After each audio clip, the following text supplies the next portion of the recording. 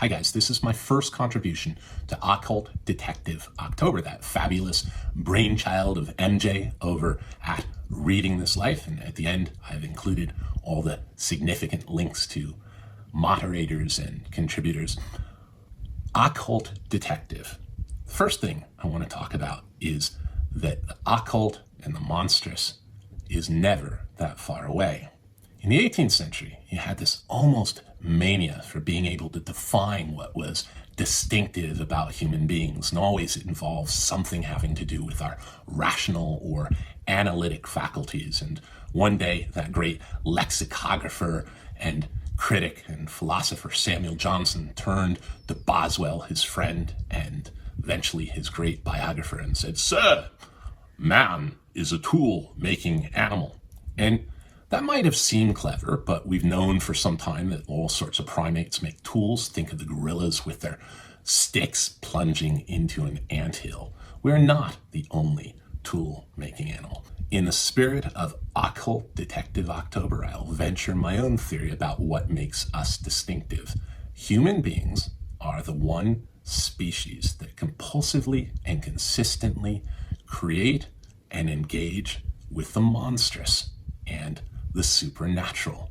And we do it all through time, and we do it somewhat compulsively.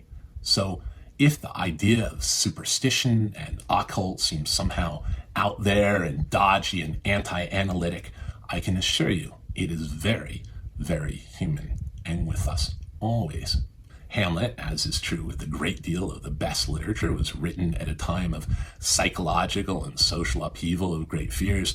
The queen who had unified the country was aged and dying. There were huge fears of succession. There was another bout of plague that had ravaged everyone. The death bells were ringing aplenty, and Hamlet is a death-haunted play. It's also a monster-haunted play, and just after the appearance of the ghost, you hear, "When in the high and palmy state of Rome, a little ere the mightiest Julius fell." Now that sounds nice. Let's go to Rome, imperial Rome in its heyday with its palm trees and bleached white boulevards. Sounds pretty good, but this isn't so good. In the high and palmy state of Rome, a little ere the mightiest Julius fell, the graves stood tenantless.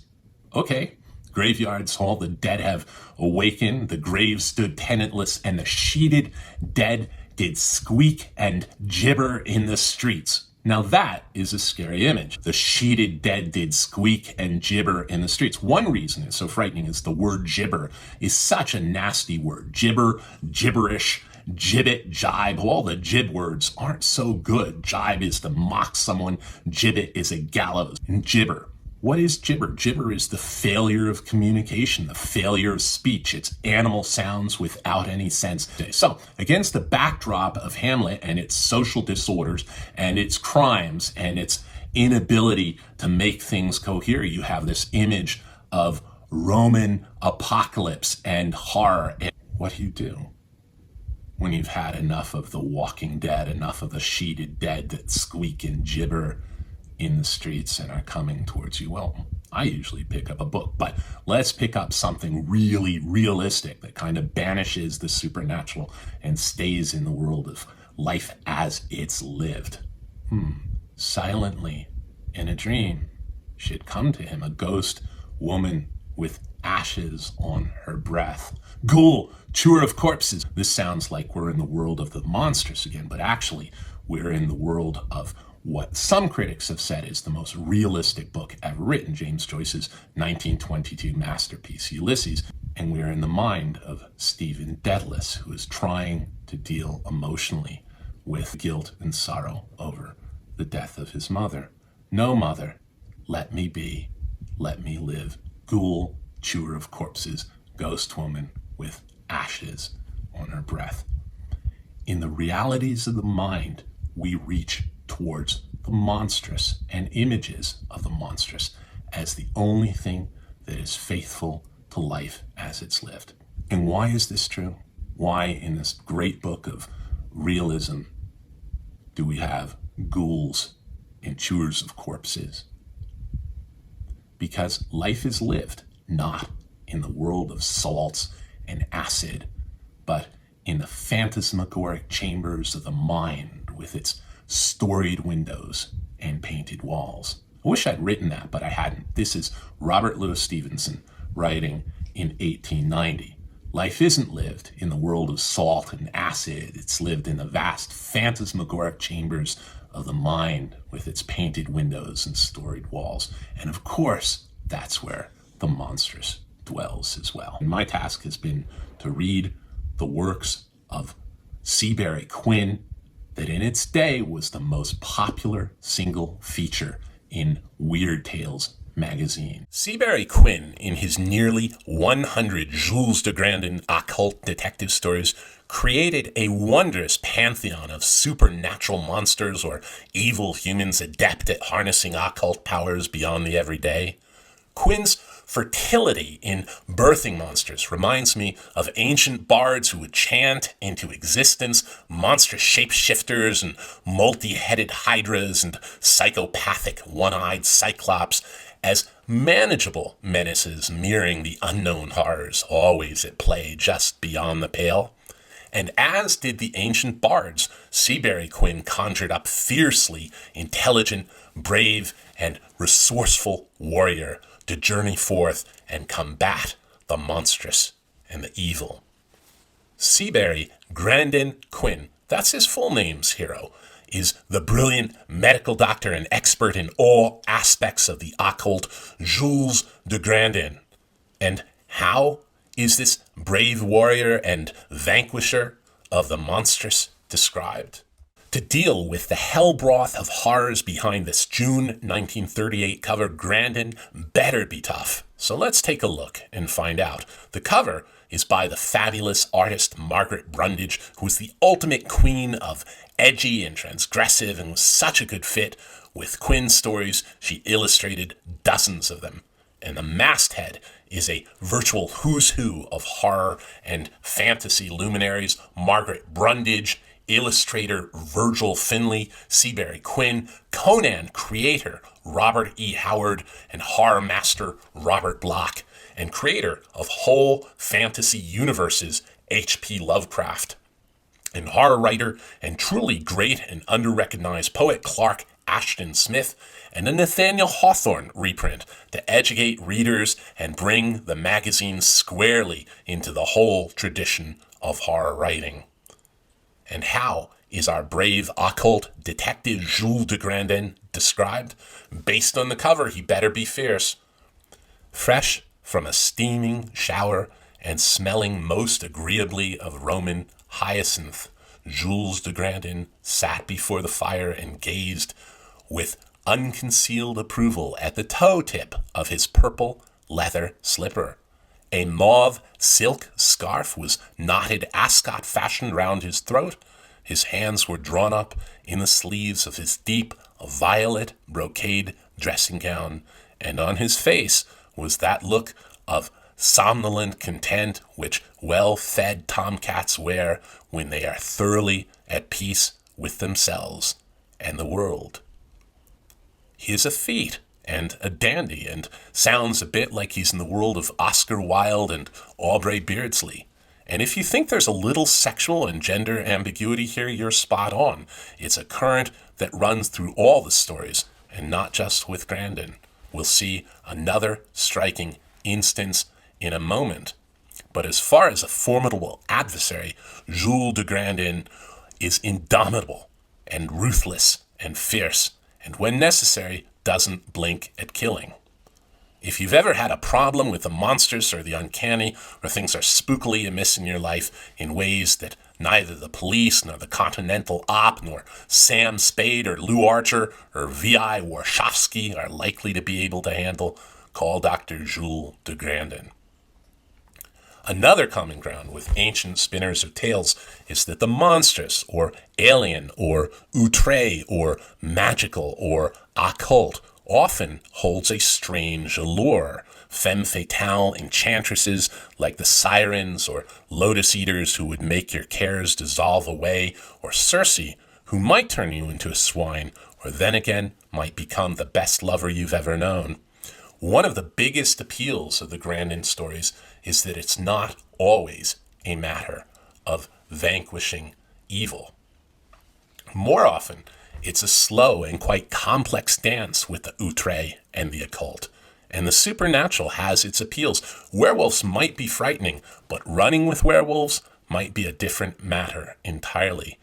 If you've ever broken into a sprint at a track, the third mile into a run and kept going till you're flooded with endorphins that take you into another world, or imagined while running in the woods, taking on the animal speed and agility of a deer or wolf, you'll still be dreaming of that freedom when you're 60.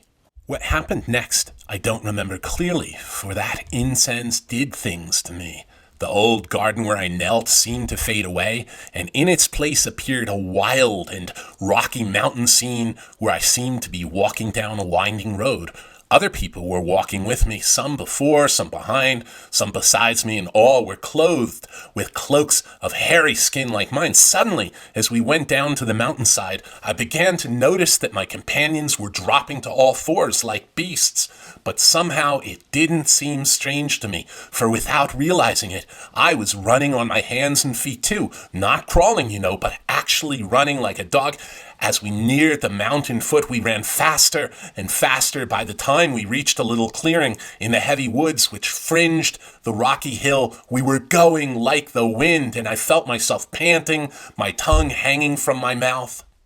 One of my favorite Jules de Grandin stories, The Mansion of Unholy Magic, appears in what has long been my favorite single issue of any pulp magazine. I've been smitten with Margaret Brundage's cover for decades, and it's iconic enough that it still informs fashion shoots today. Taking on the power of an animal, whether wolf or bat or cat, is a constant theme in Weird Tales and in Seabury Quinn's stories. Since Brundage's 1933 image predates Batman by a couple years, I did a video on it as a possible influence on Batman and later Batgirl's cowl. I will include a link below. But because of Brundage's painting, we can say Batwoman predates Batman, which I think is kind of awesome. But it is the quality of writing in this issue I find most astonishing. The Vampire Master is fun. Robert E. Howard's Conan story, The Pool of the Black, nails it. Poet as well as fantasy and horror writer Clark Ashton Smith's Seed of the Sepulchre is haunting, and The Festival is classic Lovecraft. But it's the vastly underrated and underread poet and writer of horror and fantasy, Mary Elizabeth Councilman, who in The Cat Woman tells in only 4 pages one of the spookiest accounts of the merging of cat and human ever. And that cat people merging has an archetypal presence running so deep we can find instances of it in every age. But as far as the Jules de Grandin story, Mansion of Unholy Magic, it just takes my breath away with its edgy, transgressive, weird wildness. And like so many Jules de Grandin tales, it plays around with our own archetypes of the collective unconscious. So it's a bit like a journey inward to the depths of our own psyches, as well as an engaging and spooky yarn. Dr. Grandin and his rather dull sidekick, Dr. Towbridge, need a ride to an out-of-town hunting lodge. "Car, sir? Take you anywhere you want to go," asks a figure difficult to classify. Spoiler alert. Classify as to age, status, or even sex. A man's gray felt hat was perched upon a head of close-cropped, tightly curling blonde hair. A pullover sweater of gray cardigan sheathed the boyishly broad shoulders and a boyishly narrow hips and waist, while a pair of bright coral earrings completed the ensemble.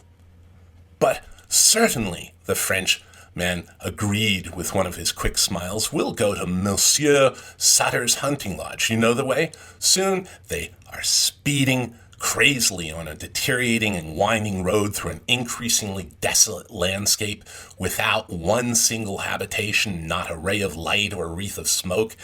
And that reminds us so much of Jonathan Harker's crazy rough ride to Dracula's castle. Suddenly, they're driving at over 50 miles per hour, and they see behind them a running figure swiftly gaining on the car. We've all seen this in dreams before, the menacing figure rushing towards us with impossible speed, effortlessly overcoming every obstacle. Dr. Talbridge remarks, "It is a man, a running man." "No, it is not. It may look like a man, but no man runs that fast. It is not a man," replies Grandin, raising his gun at the figure closing in on them, too dull to apprehend the peril in what they are seeing. Dr. Talbridge cries, "It would be murder," and tries to block the shot. Finally, the driver, they have learned, is named Audrey Hawkins, and the two doctors arrive at the lodge near nightfall. But things are so weirdly out of joint with strange noises and hints of menace everywhere, Audrey decides to spend the night with the two doctors, rather than risk an evening drive back home. Using the telephone to inform her father of her change in plans, Audrey listens horrified to him being murdered as she speaks with him. After a traumatic night, they continue to Sutter's Lodge, where a kind of reanimated Egyptian queen hypnotizes and then strips Audrey naked as other reanimated mummies skulk menacingly around. The hypnotized and naked Audrey starts fawning over the reanimated Egyptian queen, licking the ground whereon she trods, and then begins to lick her feet. The sadomasochistic theatrics are just a bit too much for Grandin, and blowing his cool, he sets the mummies and the queen on fire. Meanwhile, we've learned that the reanimated mummies, including the uncannily fast-running figure pursuing them in the car the previous day, were the brainchild and pets of the brilliant but demented Sutter. Having cleaned house of the menacing mummies, all three go in search of the architect of mayhem. Finding Sutter, de Grandin almost kills him, but decides it will be healing for Audrey to kill the man that, as it turns out, murdered her father the previous evening. "The task is yours by right of bereavement," Grandin tells her. "But say the word and I'll kill him for you." "No, no, no, let me," Audrey cries, leaping to her feet and grabbing a scythe. Not only was she stripped of clothing, she was stripped of all restraint as well. Not Audrey Hawkins, civilized descendant of a line of prudishly respectable New England rustics, stood before us in the silver lamp's blue light, but a primordial cave woman, a creature of the dawn of time, wild with the lust for blood vengeance, armed, furious, naked, and unashamed. "Come, Trowbridge, we can safely leave the rest to Audrey," says Jules de Grandin as they depart the room to the sound of their driver's cachinnating laugh, hysterical, thin-edged but gloating, and the thudding beat of Audrey's murderous blows. Okay, that's all for now. Stay tuned for part 2 on Occult Detective Jules de Grandin. Much more to say about Occult Detective Seabury Quinn and Grandin. If you like this,